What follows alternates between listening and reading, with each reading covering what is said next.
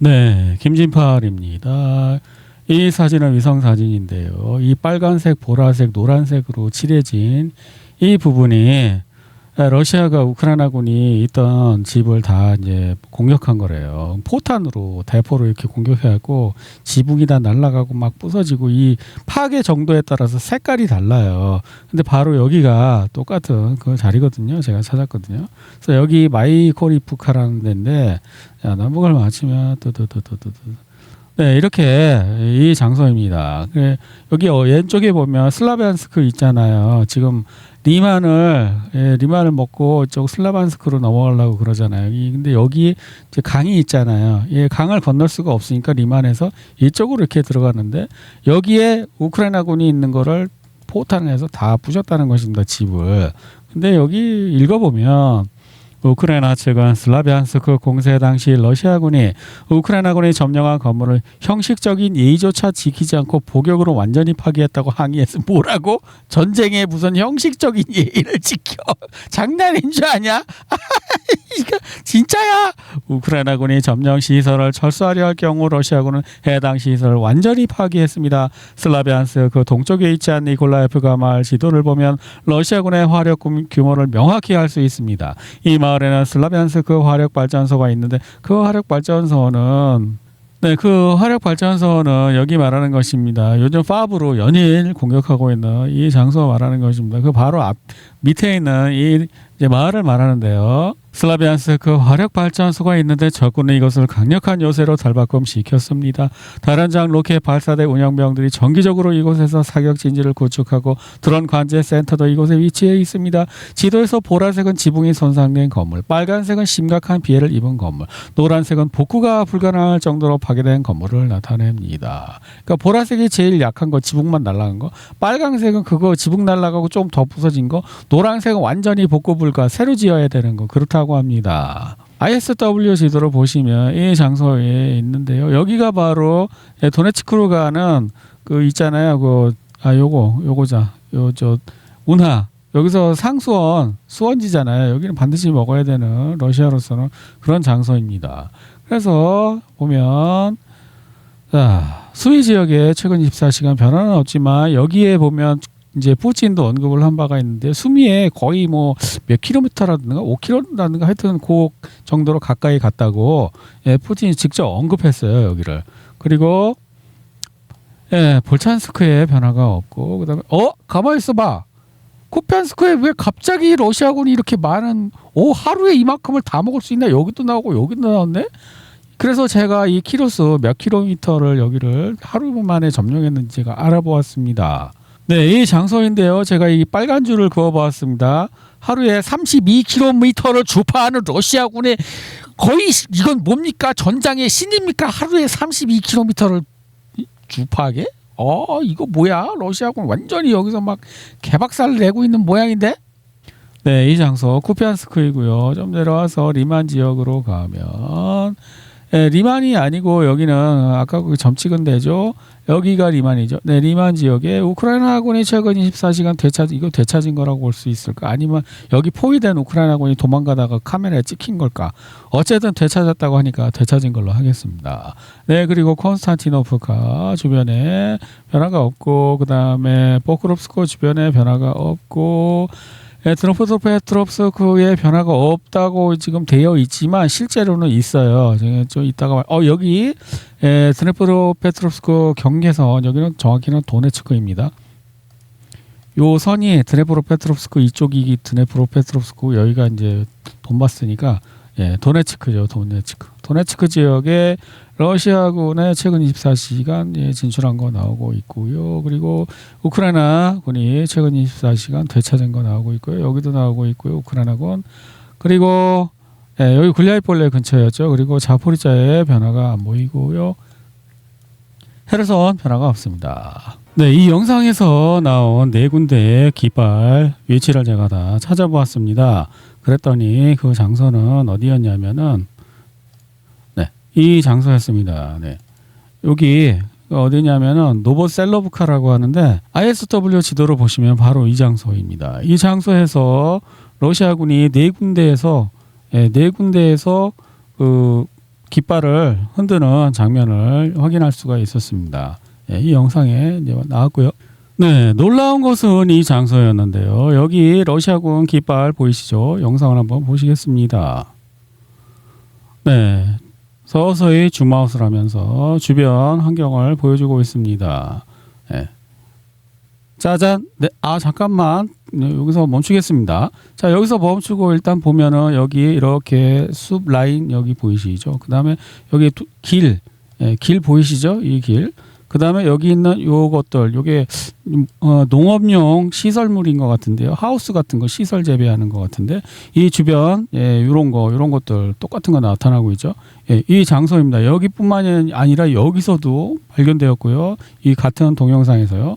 그래서 제가 위치를 찾아봤는데 여기입니다. 두두두두두두 여기가 어디냐면은 ISW 지도로 보면 짜잔. 야, 피산치라는 곳인데요. 피산치가 어디냐면은 야, 여기는 파란색도 아니고 전혀 하얀 데다가 여기 러시아군이 어떻게 여기까지 갔지? 예? 여기는 있어요. 여기 아까 나온데. 근데 실제 영상이 여기서 나오고 있어요. 여기 최소한 비금이라도 쳐줘야 되는 거 아닌가? 이렇게 해서 야, 무장공비 나타났음 이렇게 그것도 없습니다. 와, 대박. 여기는 러시아군이 파란 것은 여기까지 들어갔었는데 예? 우크라이나군이 도로 뺏었다는 거거든요. 되찾았다는 거거든요. 근데 러시아군이 여기 와 있었네. 그럼 뭐야? 되찾은 거 아니었어? 제가 볼 때는 여기 중간중간에 이 무장공비 영상 나온 걸로 봐서는 이렇게 가갖고 여기까지 간 것 같습니다. 제가 볼 때는 이 강 라인으로 아마 러시아군이 거의 근접하지 않았나 그렇게 보고 있습니다. 네. 그러니까 여기가 어디예요? 네. 드네프로페트롭스크잖아요. 우크라이나군이 다 되찾았다고 한 거기에요. 근데 사실은 되찾은 게 아니었어. 그냥 사람들 갈아 넣어서 영상 찍고 지도에 파랗게 칠하는 게 목적이었어. 그리고는 러시아가 도로 여기 올라간 거지. 네, 저는 그렇게 보입니다. 네.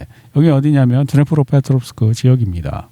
단기간에 동부 그룹은 두 가지 전술적 성공을 거두었습니다. 하나는 드니프로페트롭스크, 포크롭스크 지역의 피산치 마을을 해방한 것이고 다른 하나는 자보리키스라 지역의 노보셀리브카 마을을 해방한 것입니다.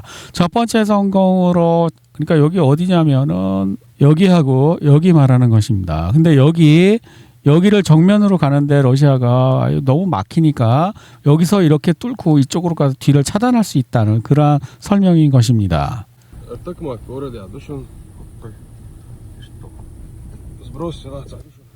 우크라이나군이 러시아의 어떤 민간인 거주 지역에 드론으로 했겠죠. 지뢰를 뿌렸답니다. 발목 지뢰 같이 생기지 않았나요? 그죠? 이거 밟으면 뭐 발목 날아갈 것 같은 그런 것 같습니다. 그리고 우크라이나군의 소련제 장비가 점점 사라지고 미제 장비로 교체되고 있다고 합니다. 네, 이런 것들이 이제 우크라이나군의 구소련제 장비가 사라지고 미제 장비로 이제 최소 30에서 50% 정도는 나토에 축소한 국가라 해도 과언이 아닐 것이다. 30에서 50%입니다. 네, 러시아는 키예프에 또 이제 공격을 하고 있는데 패트리어트 미사일을 또 대량으로 사용하고 있답니다. 얼마 전에 재고 그 유통기한 지난 거 그거를 구했다고 패트리어트를 그렇게 하던데 아마 그런 것 같죠? 이제 그 주유소 또 공격한 거 좌표가 나와서 한번 찾아보았습니다. 이 파란색이 이제 새로운 주유소 그 좌표인데요. 그 특징이 보면 고속도로를 따라가면서 있는 주유소들을 계속 부시고 있는 거예요. 그래서 최전방에 있는 주유소부터 시작해서 점점 후방으로 이제 주유소를 공격하는 것 같아요. 네, 러시아군이 민간인을 또 구호출해서 후방으로 피난시키는 그러한 영상입니다. 이 밑에 영어로 자막이 나와 있는데 네, 우크라이나군이 어디에 중요한 데를 맞췄는데 그걸 동영상을 찍어갖고 인터넷에 올리면 불법이라고 합니다. 법에 걸린대요. 러시아도 우크라이나도 마찬가지거든요. 근데 러시아는 좀 봐주고 있었어요. 자국민이 그런 거 해도. 근데 이번에는 이제 본보기로 이제 한 명 처벌을 할 것 같아요. 전 세계에서 수집한 200m 우리는 오랫동안 우크라이나 석유 가스 부분의 전력과 연료 자원 수입에 크게 의존하고 있다고 말해. 그러니까 이제 우크라이나가 자체적으로 운영이 안 되고 해외 원조로 운영되는 상황이라는 그런 것입니다. 바로 이런 이유 때문에 소위 우크라이나가 단순히 휘발유나 가스가 고갈될 것이라고 기대하는 것은 매우 순진한 생각입니다. 물론 우크라이나의 가스 공급망을 공격하려는 시도는 이미 있었습니다. 하지만 적의 저장 시설과 물류 체계에 대한 체계적인 공격이 없다면 우크라이나는 어려움을 겪지 않을 것이며 이 점을 명심해야 합니다. 우크라이나는 또 역사적 기념물을 러시아 거를 또 역사적 기념물을 부시고 러시아는 그런 거 안 하죠. 네, 키예프에 보면 그 마이단 광장에 이런 탑이라던가 아니면 그 옆에 이런 것들 이런 거 있잖아요. 칼과 방패를 든 이런 것들을 얼마든지 부실 수 있는데 크고 러시아는 4년 넘도록 이런 걸 안 해요. 근데 우크라이나 참 독특하단 말이야. 그렇게 군사적 목표물도 아닌데, 그죠? 이게 군사적 목표물도 아니잖아요. 그럼 기념물 같은 거잖아요. 조각상 같은 거.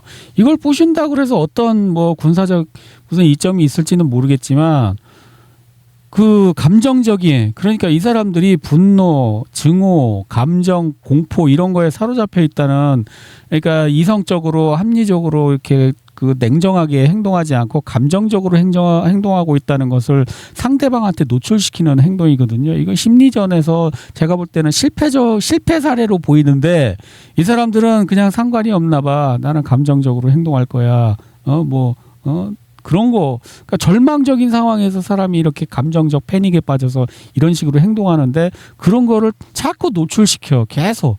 그래서 제가 우크라이나 쪽에 그 자료를 잘 인용하고 싶지 않은 이유가 저는 그냥 냉정하게 사실만 알고 싶거든요.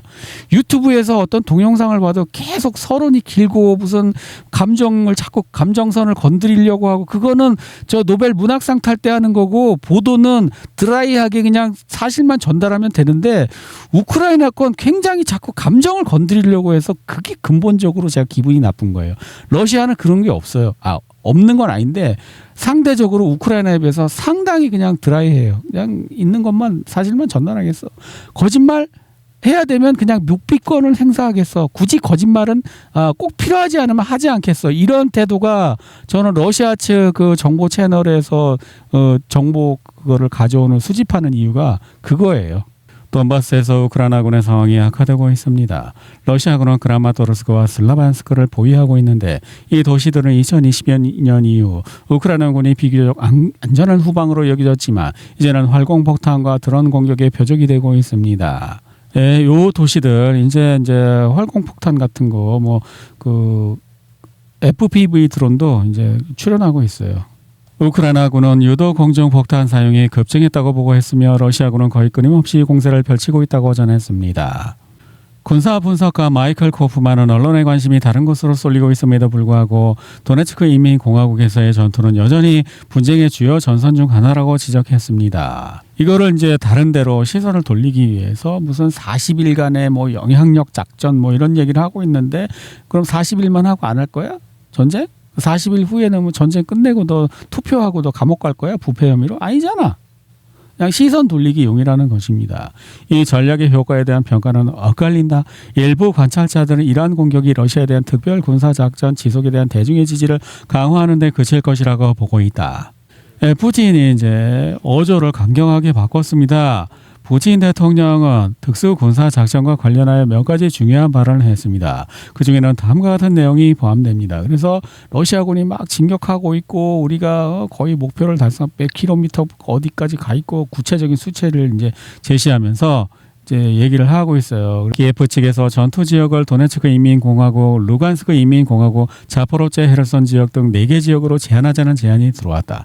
이는 우크라이나군이 다른 전선에서 병력을 재배치할 수 있게 해준다. 병력 부족에 시달리는 키예프에게는 생명줄과 같은 역할을 할 것이다. 하지만 키예프 정권을 구하는 것은 우리의 계획이 없다. 지난번에 그 친서 공개한 거 젤렌스키가 서신 공개한 거 그리고 제가 비밀 제안이 분명히 있었을 거라고 제가 말씀드렸잖아요. 그거 이제 얘기 나오는 것 같아요. 그때 무슨 비밀 제안을 했을까 너무너무 궁금해했잖아요. 그러니까 지금 젤렌스키는 우리 여기서만 싸우고 여기서는 좀 공격 안 하면 안 되겠니? 그러는 거예요. 이거 약점 노출이잖아요.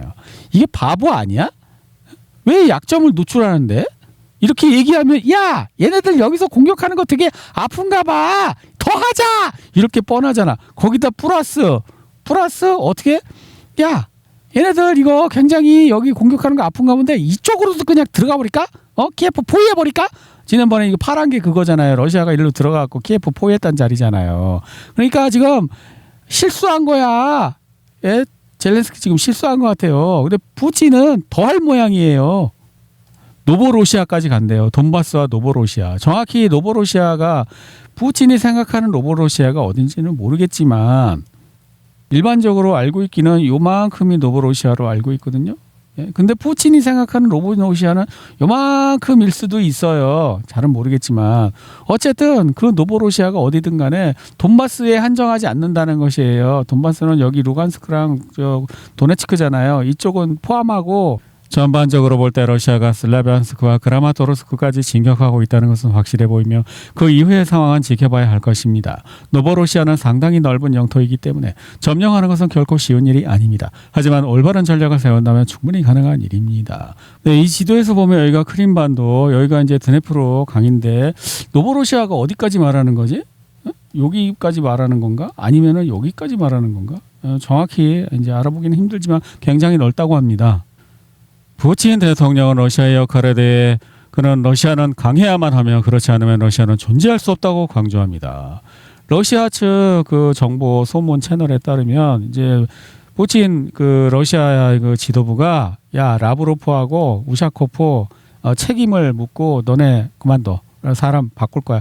라브로프는 지금 외무부 장관인데 외무부 장관을 교체한다고? 헐.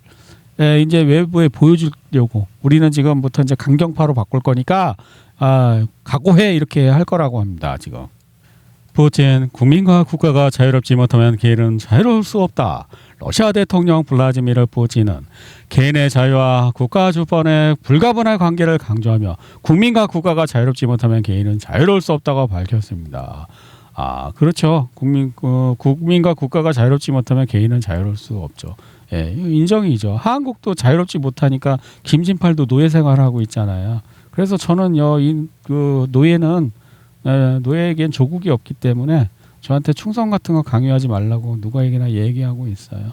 예, 그냥 주인이 바뀌면은 어차피 또 새 주인한테 봉사하면 되니까 노예는 그런 거거든요. 옛날 로마에서도 노예는 전쟁에 내보내지 않았어요. 왜? 주인의 재산인데 노예는. 그래서 용병 쓴 거예요. 그러다 망했지. 그래서 이 사람 지난번에 마리우폴에서 빨간 가방 메고 그 지휘관으로 활약했던 이 사람 있지 않습니까? 지뢰 밟아서 다리 다쳐갖고 제대했는데 이 사람은 이제 국회의원 그 푸틴 당의 그 국회의원으로 그 공천을 했답니다. 그래서 이 사람 이번에 국회의원 될 것 같아요. 푸틴 대통령 선거 안전 확보 및 조작 방지 조치 약속. 러시아도 선거 조작 있을 수 있다는 걸 인정하잖아요. 예? 선거를 인간이 하는 거기 때문에 조작하려는 세력이 반드시 있을 수밖에 없어요. 그리고 엄청나게 거대한 이권이 걸려 있잖아요. 권력을 누가 잡느냐에 따라서. 그러니까 그거를 조작하고 싶은 유혹이 항상 있단 말이에요. 그거에 대한 대책을 해야지. 국민들이 다 인정 안 하는데 다 의심하는데 의심의 여지가 없도록 투명하게 하세요. 독일의 한 집주인이 동정심으로 받아들였던 우크라이나 가족이 새로 지은 임대주택을 완전히 뜯어내고 벽만 남긴 채 우크라이나로 사라졌다고 주장합니다. 2025년 초 우크라이나는 가족에게 1895유로 난방비 포함해 임대했습니다. 그런데 우크라이나 사람들이 나갈 때 다 뜯어갖고 갔대. 내부 그 모든 집기를. 근데 저는 이 기사 내용보다도 기사가 왜 지금 이 타이밍에 나왔느냐를 더 중요하게 생각한다고 했죠. 이런 케이스가 딱 한 케이스밖에 없었을까요? 그리고 지금밖에 없었을까요? 많았을 거예요. 근데 이걸 왜 이슈화 시키냐는 거예요. 이 언론은. 예? 그럴 이유가 있겠죠. 확인된 보도에 따르면 유럽연합은 징집 대상 연령의 우크라이나 남성들을 강제로 우크라이나로 송환하기로 한 근본적인 정치적 결정을 내렸습니다. 이거랑 연관 있는 거 아닐까요? 이제 우크라이나 내부에 전쟁터에 보낼 만한 총알바지할 인간들이 없어. 그래갖고 이 난민들한테 대한 어떤 안 좋은 이미지를 자꾸 이제 언론에서 막 떠드는 거야. 그렇게 한다면 어떻게? 야, 저 새끼들 다 잡아가고 우크라이나 보내자. 이런 동정 여론이 생기지 않게끔 그 언론을 통해서 세뇌 작업하고 있는 거 아닐까요? 우크라이나 폴란드 국경에 수 킬로미터에 달하는 차량 행렬이 형성되었습니다. 이상 고온 속에서도 사람들은 우크라이나를 떠나기 위해 계속해서 줄을 서고 있습니다. 우크라이나인들의 유럽연합 입국이 더욱 어려워질 전망입니다. 현지 언론 보도에 따르면 새로운 규정에 따라 우크라이나 시민은 EU 입국 시 병역 면제를 증명하는 서류를 제출해야 합니다. 이런 식으로 이제 길게 막 만들고 느리게 만들어서 포기하게 만들려는 것 같죠. 메르츠 총리는 기업들의 파산으로 독일에서 하루 300에서 500개의 일자리가 사라지고 있다고 인정했습니다. 값싼 에너지 공급을 끊어버리면 어떻게 될까요? 네, 미국과 이란은 다시 또 전투를 시작한 것 같습니다. 미국 항공기가 이 지역에서 활발하게 움직이고 있다고 합니다. 그리고 또 뭐 이런 영상도 좀 나오고 있고요. 미국 이란 긴장 고조. 이란은 호르무즈 해협에서 자신들의 명령을 따르지 않는 선박들을 공격했다.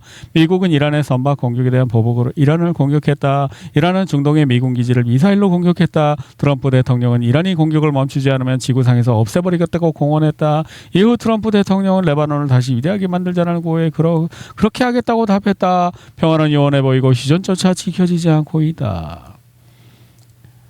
이란 외무장관 아라그치는 어젯밤 미국 이란 공습에 대해 어떤 개입이나 새로운 별도의 협정을 체결하는 노력도 상황을 더욱 복잡하게 만들고 호르무즈 해협 개방을 지연시킬 뿐이라고 말했다. 이란 혁명 수비대는 미국의 본성이 협정을 위반하는 것이라고 비난하며 신뢰와 조약을 어기는 것이 본성이 그걸 몰랐니? 원래 그런 애인데 그걸 몰랐니? 니네들도 그것 좀 문제 있지 않니? 원래 어기는 놈들 한두 번 그런 게 아닌데 뭘 믿고. 폭스 뉴스는 국방부 관계자를 인용해 미국의 이란 공습이 종료됐다고 보도했습니다. 트럼프 대통령이 이란이 휴전협정을 다시 위반했기 때문에 미군이 이란의 레이더 미사일 이게 뭐냐면은 금요일 있잖아요. 금요일 저녁에 주식시장 딱 닫자마자 이란을 폭격하는 거예요. 그리고 이제 일요일 시장 열기 전에 바로 우리 다시 화해하기로 했다고 그러는 거예요. 미국과 이란의 최근 공습을 주고받았음에도 불구하고 조만간 회담을 가질 가능성이 있다고 뉴욕타임즈가 소식통을 이란은 뭐라 그랬는데 그거는 미국이 원하는 거잖아. 이란도 원해? 국제사회는 이란의 호르무즈 해협 통행료가 인권 침해라는데 동의합니다. 뭐 마이클 월츠 유엔 주재 미국 대사 그건 네 생각이지. 이란 외무장관 아라그치가 이라크 수도 바그다드에 도착했다. 그는 하지 칼렘 솔레마니의 순교자 길다 하여튼 그 방문하고 외무부로 향했는데 이 사람이 온 날 바로 이 사건이 벌어졌습니다. 이라크 정부가 반이란적인 조치를 취했어요. 이게 뭐냐면 그 탱크를 투입해서 반부패 작전이란 걸 했는데 문제는 이라크 내에 있는 친이란 세력들 있잖아요. 그 사람들을 소탕하는 명분이 이거였어요. 반부패 작전이란 명분. 근데 그걸 언제 했다고요? 이란 사람 오는 날. 아라그치라는 이란 높은 사람이 오는 날 했다고. 면전에서 얼굴에다 똥칠한 거예요. 이라크가. 근데 미국이 시켰다는 거예요. 이 내용을 보면. 이는 본질적으로 미국이 배후에서 조정하는 정치적 숙청으로 새 총리가 워싱턴에서 충성심을 증명해야 하는 시점에 맞춰 저항 세력과 연계된 인물들을 제거하는 데 목적이 있다. 그러니까 총리가 새로 뽑혔나 봐 이라크에. 그래서 미국한테 충성한다는 표시로 이란 높은 사람 오는 날 바로 친이란 세력들을 이제 다 숙청하는 거예요. 체포, 반부패라는 명목으로. 네타냐후 총리는 터키에 대해 다음과 같이 말했다. 니들이 우리 이스라엘 국가를 파괴하려고 이제 터키하고 전쟁하고 싶은 모양일세. 왜냐하면 얘는 전쟁 안 하면 감옥 가니까 어디든 누구하고든 해야 되는 거야 전쟁을. 속보 이란 혁명 수비대 지상군이 이라크 쿠르디스탄 이란도 또 이라크에 있는 쿠르디족 사는 동네에 공격하고 이거 뭐 끝날 것 같지 않습니다. 네, 오늘도 김지팔 채널을 후원해 주신 노 디귿 희은님 감사드립니다.